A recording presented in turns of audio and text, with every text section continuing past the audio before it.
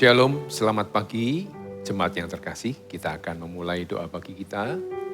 Kita akan tundukkan kepala, kita akan bersama-sama berdoa. Bapa, kami mengucap syukur untuk kebaikan Tuhan. Biar pagi hari ini menjadi pagi yang penuh dengan urapan, penuh dengan berkat dari pujian, penyembahan, dan firman yang akan disampaikan. Urapi kami semua yang melayani, urapi jemaat-Mu Tuhan. Di dalam nama Tuhan Yesus, haleluya, amin. Saat ku masuk ke hadirat-Mu, bawa persembahan ke tempat kudus-Mu. Pujian ku naikkan, sembah ku berikan bagi-Mu Allah yang mulia. Kau layakkan ku menghampiri-Mu, melihat tata kemuliaan-Mu Tuhan. Pujian ku naikkan, sembah ku berikan bagi-Mu Allah yang mulia. Oleh kuasa darah-Mu, Kau telah tebus dosaku. Kekudusan-Mu melingkupiku. Kasih-Mu mengalir, memulihkan hidupku. Sungguh besar anugerah-Mu, Kau selamatkan hidupku. Amin. Ku menjadi ciptaan yang baru oleh kuasa darah-Mu. Mari bersama kita masuk hadirat-Nya. Amin Tuhan. Saat kami masuk, Saat ku masuk ke hadirat-Mu, bawa persembahan ke tempat kudus-Mu. Pujian ku naikkan, sembah ku berikan bagi-Mu Allah yang mulia. Kau layakkan setiap kami Tuhan. Kau layakkan ku menghampiri-Mu, melihat tata kemuliaan-Mu Tuhan. Pujian ku naikkan, sembah ku berikan bagi-Mu Allah yang mulia. Oleh kuasa darah-Mu, Kau telah tebus dosaku. Kekudusan-Mu melingkupiku. Kasih-Mu mengalir, memulihkan hidupku. Sungguh besar anugerah-Mu, Kau selamatkan hidupku. Ku menjadi ciptaan yang baru oleh kuasa darah-Mu, oleh kuasa darah-Mu, Kau telah tebus menebus dosaku. Kekudusan-Mu melingkupiku. Kasih-Mu mengalir, memulihkan hidupku. Sungguh besar anugerah-Mu, Kau selamatkan hidupku. Ku menjadi ciptaan yang baru oleh kuasa dan sungguh besar anugerah-Mu, sungguh besar anugerah-Mu, Kau selamatkan hidupku. Ku menjadi ciptaan yang baru oleh kuasa dan sekali lagi sungguh besar anugerah-Mu, sungguh besar anugerah-Mu. Terima kasih Tuhan, Kau selamatkan hidupku. Ku menjadi ciptaan yang baru oleh kuasa darah-Mu. Mari kita sembah Dia.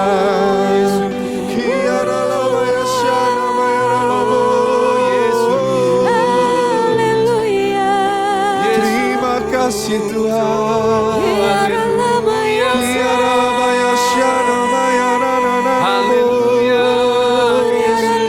Kami masuk hadirat-Mu, di hadapan tahta-Mu yang kudus ya Tuhan.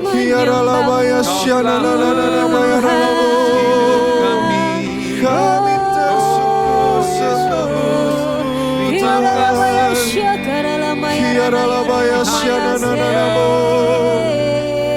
Kami bersujud menyembah-Mu, sebab Kau layak terima sembah pujian. Terima hormat serta syukur kami.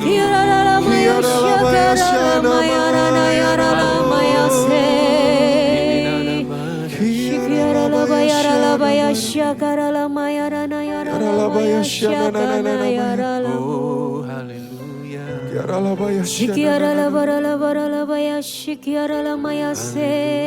Sujud di altarnya, ku bawa hidupku ya Tuhan. Ku terima anugerah-Nya, Dia ampuniku dan bebaskanku. Dia ubah hidupku. Kau baharui setiap hati kami Tuhan. Baharui hatiku, amin. Sesuatu terjadi saat datang di altar. Kami sujud di altar-Mu Tuhan, sujud di altar-Nya. Oh, bawa hidup kami,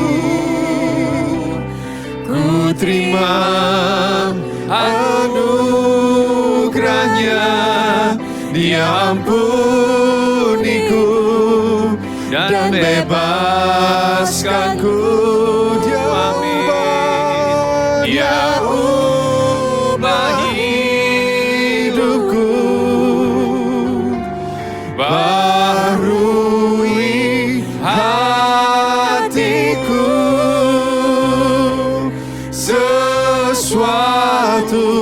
terjadi saat datang Dia ubah hidupku, Dia ubah hidupku, barui hatiku.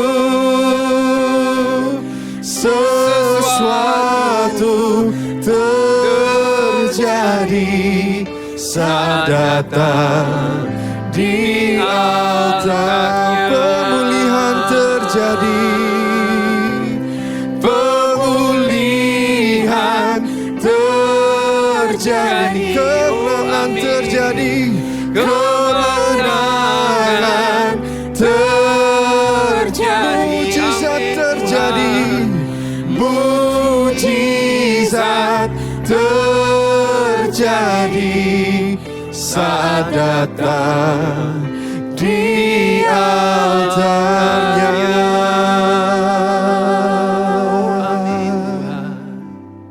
Terima kasih Tuhan. Terima kasih Tuhan. Tiba saatnya kami akan mendengar sebagian dari kebenaran firman-Mu. Urapi hamba-Mu, urapi kami semua Tuhan yang mendengarkan firman-Mu. Biar firman-Mu menjadi firman yang hidup bagi kami semua.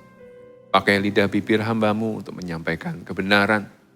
Kebenaran yang memerdekakan Tuhan. Kebenaran yang membuka hati dan pikiran kami. Kami percaya saat firman-Mu disampaikan, saat kuasa-Mu dinyatakan, sesuatu akan terjadi. Hidup kami tidak akan pernah sama lagi. Terpujilah nama-Mu Tuhan, di dalam nama Yesus. Haleluya. Amin.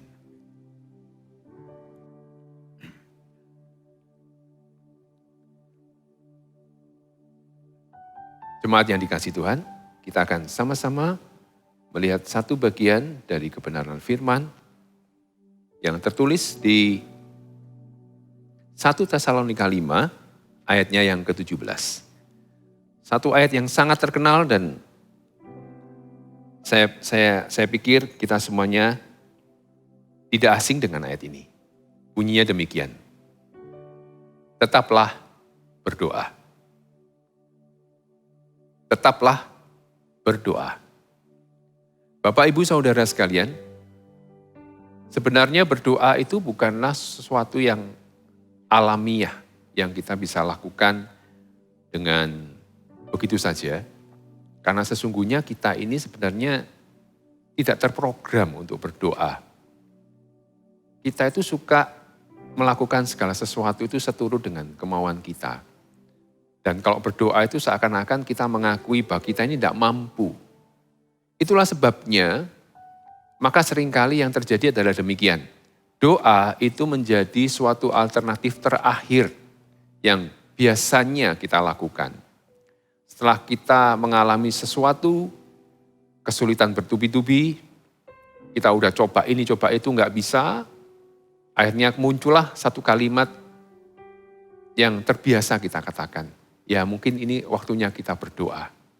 Tetapi pada waktu di awal-awal, kita seringkali tidak menyatakan demikian. Kita tidak berdoa dan kita tidak berpikir untuk berdoa karena kita pikir, itu masih biasalah. Kita bisa kerjakan, kita bisa lakukan, kita bisa selesaikan. Tetapi pada saat semuanya udah tidak terkendali, semuanya sudah tidak bisa diatur lagi, di luar kendali kita baru berpikir, ya ini saatnya kita berdoa. Sebenarnya itu sesuatu yang tidak perlu terjadi, karena merupakan suatu privilege bagi kita untuk berdoa. Itu adalah suatu jalan tol bagi kita untuk datang ke hadirat Allah yang maha tinggi, Allah yang menciptakan alam semesta, Allah yang berkuasa, Allah yang mengasihi kita. Sesungguhnya dan seharusnya berdoa itu menjadi sesuatu yang wajar dalam kehidupan kita, bukan sesuatu yang dipaksakan. Masalahnya adalah kita seringkali berpikir salah tentang doa. Kita berpikir bahwa apalah berdoa, gak usah lah. buang-buang waktu. Padahal justru pada waktu kita tidak berdoa, kita akan banyak buang-buang waktu Bapak Ibu. Percayalah bahwa sesungguhnya kita sungguh-sungguh butuh untuk berdoa. Dan firman Tuhan mengatakan tetaplah berdoa, itu suatu kalimat perintah bagi kita. Bahwa kita harus senantiasa ada di dalam satu mode doa, ya, mode doa on gitu ya. Kita harus selalu siap untuk berdoa untuk segala sesuatu.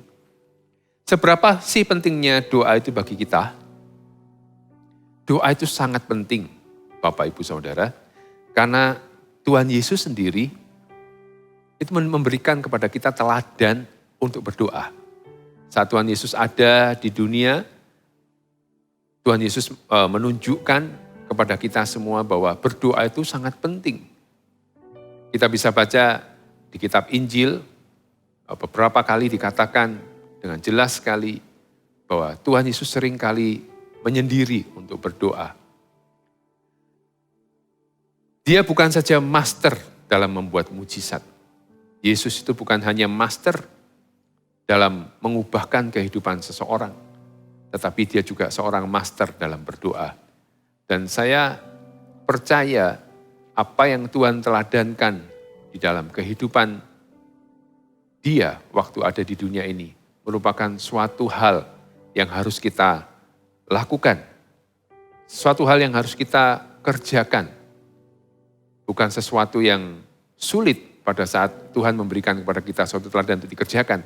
Karena Tuhan selalu memberikan kepada kita kemampuan untuk melakukan apa yang Dia perintahkan.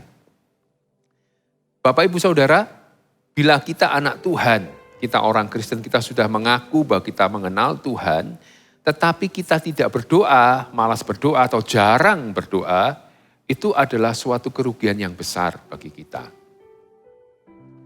Karena bagaimana Tuhan campur tangan dalam kehidupan kita, itu tergantung dari doa-doa kita. Bila kita berdoa, sesuatu akan terjadi. Mungkin kita tidak serta-merta melihat jawaban doa kita, tetapi percayalah, pada saat kita berdoa ada sesuatu yang terjadi, ada sesuatu yang berubah di alam rohani. Dalam Yakobus 4 ayat 2 dikatakan demikian Bapak Ibu. Kamu mengingini sesuatu, tetapi kamu tidak memperolehnya. Lalu kamu membunuh. Kamu iri hati, tetapi kamu tidak mencapai tujuanmu. Lalu kamu bertengkar dan kamu berkelahi. Kamu tidak memperoleh apa-apa karena kamu tidak berdoa. Kamu tidak memperoleh apa-apa karena kamu tidak berdoa. Bapak Ibu, saudara sekalian, ayat ini dengan jelas mengatakan, bukan soal memperolehnya, tetapi seringkali banyak hal dalam kehidupan kita itu tidak terjadi sesuai dengan rencana Tuhan karena kita tidak berdoa. Sebenarnya sangat sederhana mengapa kita harus berdoa. Dan kita perlu membangun kehidupan doa sebagai seorang anak Tuhan.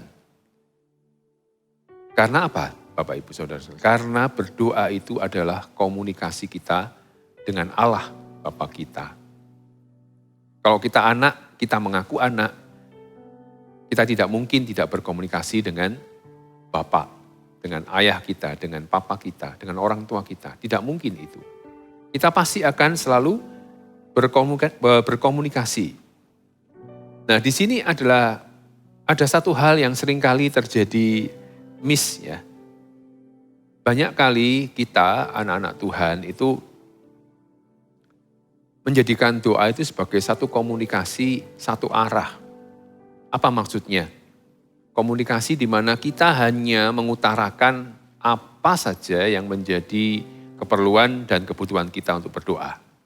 Selalu kita dan kita. Itu komunikasi satu arah. Padahal apa yang dimaksud dengan berdoa? Berdoa itu adalah suatu dialog. Komunikasi dua arah dengan Tuhan. Kalau kita menjadikan doa sebagai komunikasi satu arah, kita itu seperti laporan gitu ya. Kita lapor dan lapor, kita minta ini dan minta itu, kita menjelaskan ini dan itu kepada Tuhan, tetapi kita tidak memberikan kesempatan kepada Tuhan untuk mengatakan sesuatu. Langsung kita tutup dengan amin, selesai. Kita berharap doa kita dijawab, seakan-akan Tuhan itu seperti jin Aladin ya, yang mengabulkan doa kita kalau kita minta.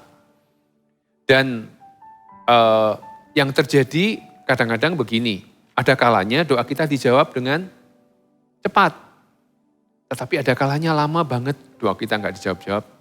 Bahkan sampai hari ini barangkali saudara sudah berdoa, Bapak Ibu sudah berdoa, doanya belum juga kunjung tiba jawabannya. Kemudian kita kecewa, kita merasa percuma berdoa, Tuhan nggak mendengar doaku, Tuhan nggak menjawab. Salah Bapak Ibu. Berdoa itu merupakan dialog dua arah.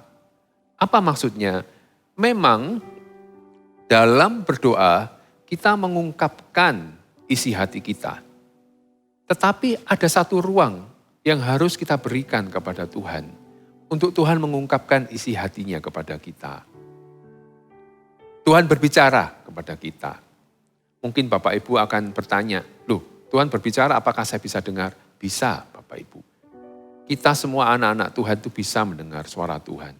Bukankah firman Tuhan mengatakan, domba-dombaku mendengarkan suaraku, kata Yesus. Artinya apa? Artinya kita sebagai anak Tuhan seharusnya bisa mendengar suara Tuhan. Kalau Bapak Ibu bertanya, bagaimana saya bisa mendengar suara Tuhan? Bapak Ibu akan tahu pada saat Bapak Ibu praktek untuk berdoa dan belajar untuk mendengarkan suara Tuhan. Tuhan bisa berbicara melalui firman yang kita baca.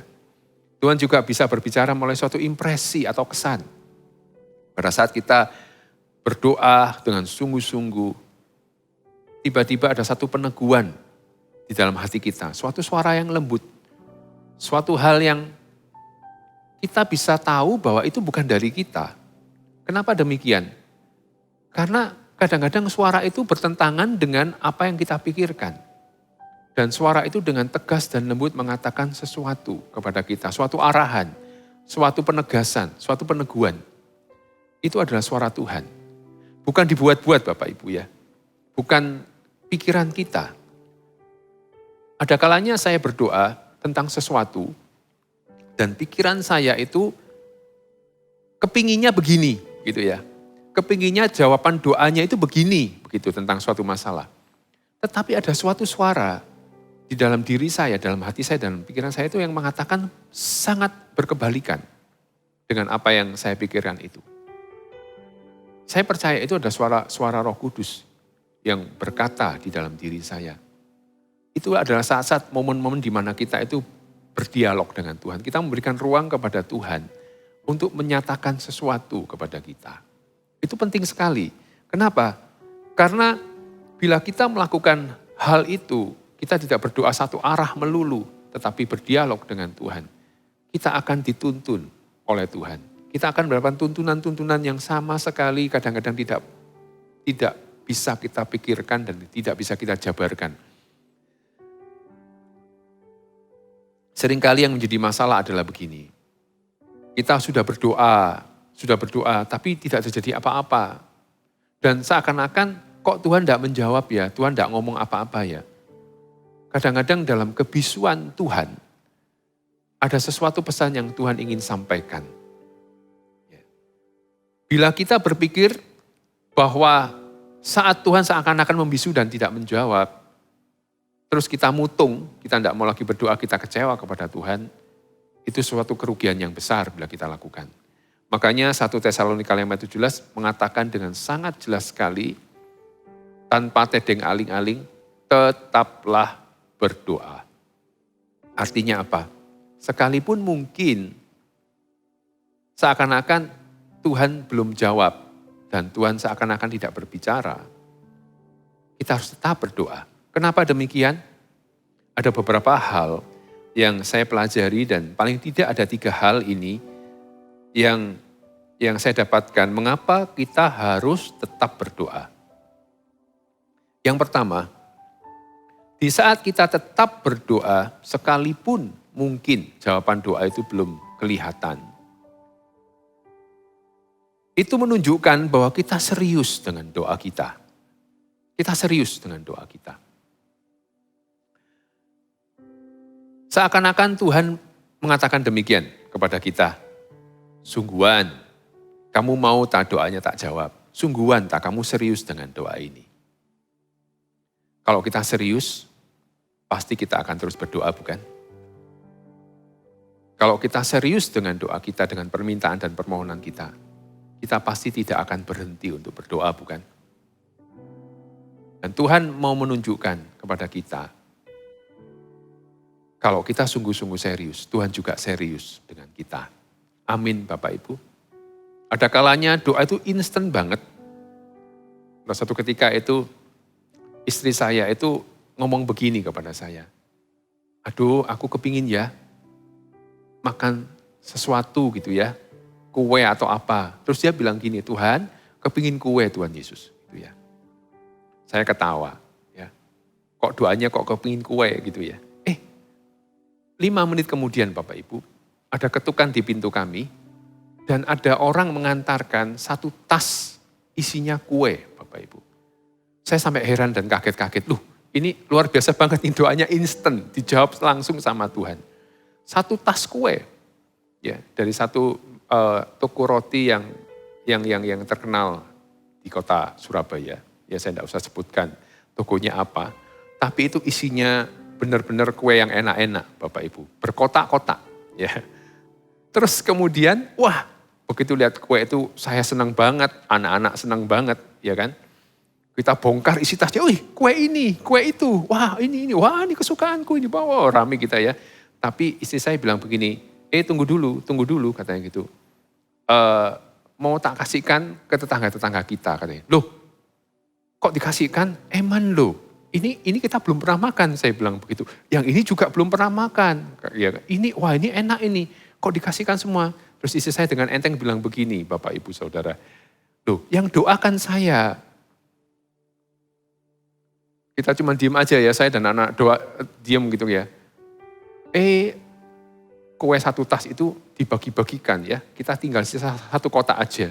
Terus kemudian istri saya bilang begini, loh kan kita cukup aja dengan kue ini kita bisa senang kan.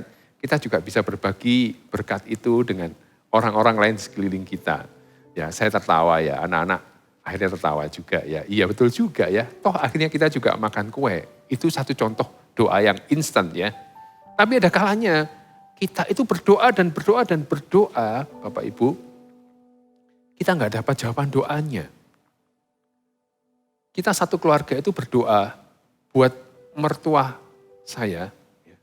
Itu 20 tahun lebih loh. Nggak mau terima Tuhan Yesus. Sampai 25 tahun kemudian ada satu titik di mana sebenarnya saya sudah berkali-kali mencoba menginjili mertua saya. Nggak berhasil. 25 tahun kita berdoa. Tapi ada satu saat pas di suatu momen yang tidak disangka-sangkakan. Saya itu tetap ngomong sama mertua saya. Papa harus percaya Tuhan Yesus. Tuhan Yesus itu juru selamat. Tiba-tiba saja. Mertua saya bilang begini, iya saya mau percaya. Itu luar biasa Bapak Ibu. Kita menanti 25 tahun mertua kita percaya Tuhan Yesus. Tuhan itu bekerja dengan caranya yang luar biasa dan kadang-kadang tidak terpikirkannya. Tapi saya percaya ada waktu yang sempurna bagi Tuhan untuk menjawab doa kita. Yang kedua, doa itu mengubah kita. Sesungguhnya semakin kita berdoa, kita ini semakin diubahkan. Cara pandang kita tentang masalah yang kita hadapi, iman kita, dan banyak hal yang berubah dalam diri kita pada saat kita sungguh-sungguh berdoa kepada Tuhan. Doa itu mengubah kita. Dan yang ketiga, kalau kita berdoa, pasti ada jawaban doa. Amin Bapak Ibu, pasti ada jawaban doa. Cara Tuhan menjawab doa kita itu macam-macam. Dan tidak terpikirkan. Semakin kita berdoa, maka kita akan melihat bagaimana Tuhan bekerja dalam masalah yang kita hadapi, dalam pergumulan yang kita alami itu dengan caranya Tuhan, bukan dengan caranya kita. Karena apa? Karena Tuhan tahu yang terbaik bagi kita. Bapak, Ibu, Saudara sekalian, saya akan tutup doa pagi ini dengan satu statement ini. Memang berdoa itu bukanlah sesuatu yang alamiah yang kita bisa lakukan. Kita harus bangun kehidupan doa. Maka kata-kata tetaplah berdoa itu adalah suatu hal yang harus kita putuskan dalam hidup ini.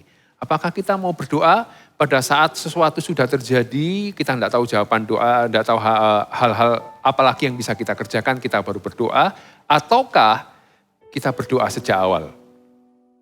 Kita bangun satu kehidupan doa, sehingga dalam menghadapi apapun juga kita siap, kita ready, kita sungguh-sungguh menjadi orang-orang, menjadi anak-anak Tuhan yang menjadi pemenang dalam setiap apapun dalam kehidupan ini. Amin.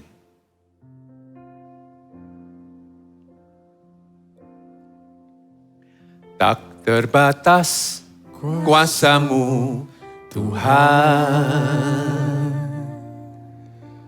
Semua dapat Kau lakukan. Apa yang kelihatan mustahil bagiku, itu sangat mungkin bagimu. Tak terbatas kuasa-Mu, Tuhan. Amin. Semua dapat Kau lakukan. Apa yang kelihatan mustahil bagiku, itu sangat mungkin bagimu. Di saat ku tak berdaya, kuasa-Mu yang sempurna. Ketika ku percaya, mujizat itu nyata, bukan karena kekuatan, namun Roh-Mu ya Tuhan. Ketika ku berdoa, mujizat itu nyata. Di saat ku Tak berdaya, kuasa-Mu yang sempurna. Ketika ku percaya, mujizat itu nyata, bukan karena kekuatan, namun Roh-Mu ya Tuhan. Ketika ku berdoa, mujizat itu nyata.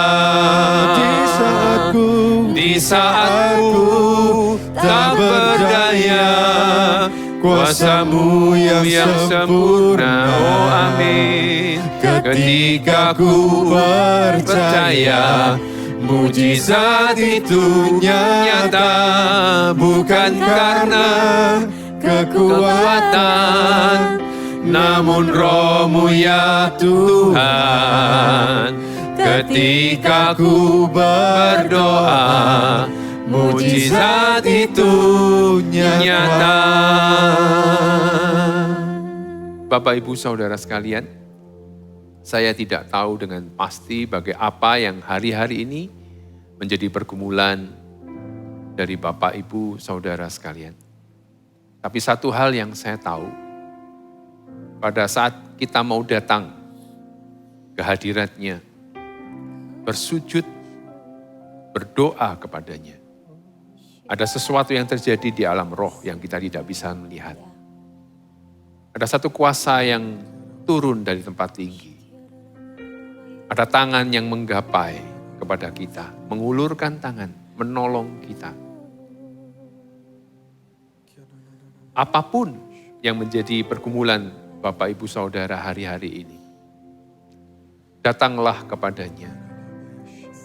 Tuhan Yesus Kristus, Tuhan Allah yang penuh kasih itu, Tuhan yang menjawab doa.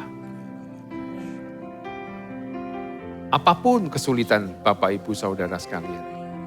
Atau barangkali mungkin hari-hari ini Anda ada di dalam satu kondisi di mana Anda sudah berdoa dan berdoa dan berdoa, tetapi jawaban doa itu tidak kunjung datang.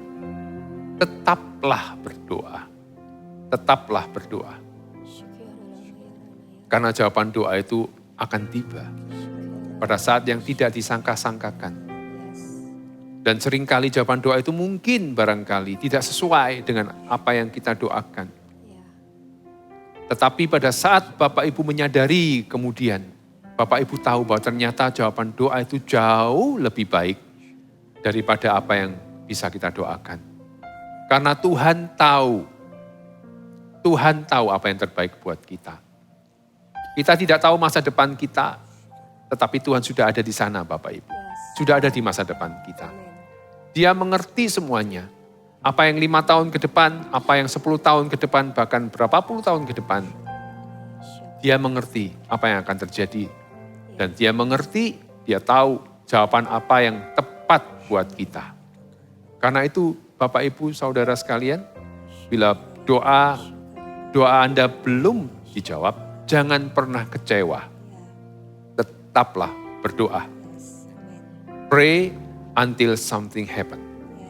Terus berdoa sampai sesuatu terjadi. Bila Bapak Ibu sudah bisa berbahasa lidah, itu adalah sangat baik sekali. Kita bisa berdoa dengan bahasa lidah. Dalam doa-doa, dalam keluhan-keluhan yang tidak terucapkan. Doa adalah sesuatu yang perlu kita bangun dalam kehidupan ini. Bukan sesuatu yang sia-sia. Bukan sesuatu yang menunjukkan ketidakberdayaan, ketidakmampuan kita. Itu adalah suatu privilege buat kita. Untuk datang ke hadirat Allah yang Maha Tinggi. Untuk sungguh-sungguh menghadirkan kuasa itu turun dalam kehidupan kita. Karena itu Bapak, Ibu, Saudara sekalian. Tetaplah berdoa. Tetaplah berdoa. Saya akan berdoa untuk Bapak Ibu yang saat ini mengalami pergumulan. Kita tundukkan kepala. Bapak, Engkau tahu anak-anakmu yang hari-hari ini mengalami pergumulan. Entah itu pergumulan dalam hubungan, pergumulan dalam keuangan, ekonomi, pekerjaan, keluarga, teman hidup, atau apapun itu Tuhan. Hamba-Mu yakin dan percaya. Telingamu tidak kurang tajam untuk mendengar.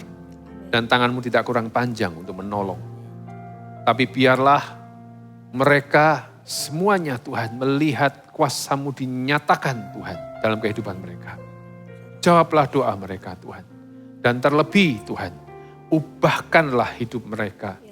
Ubahkanlah karakter-karakter yang tidak baik, yang tidak berkenan di hadapan Tuhan. Sehingga mereka bisa melihat bagaimana kuasa Tuhan itu nyata terjadi di dalam kehidupan mereka. Kami percaya Tuhan, bahwa doa-doa kami itu mengubah hidup kami. Mengubah karakter kami.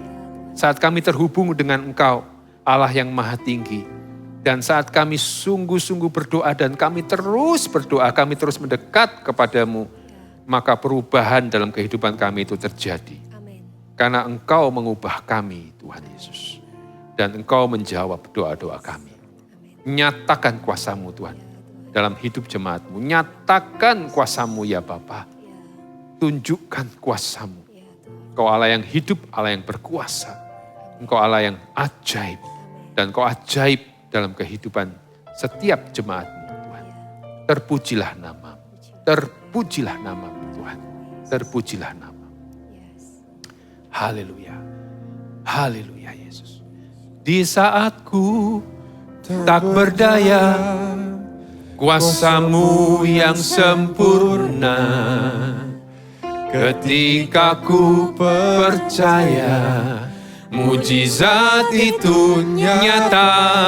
Bukan karena kekuatan, namun Roh-Mu ya Tuhan. Ketika ku berdoa, Mujizat itu nyata di saat ku tak berdaya. Kuasa-Mu yang sempurna ketika ku percaya. Mujizat itu nyata bukan karena kekuatan, namun Roh-Mu ya Tuhan. Ketika ku berdoa, mujizat itu nyata. Ketika ku berdoa,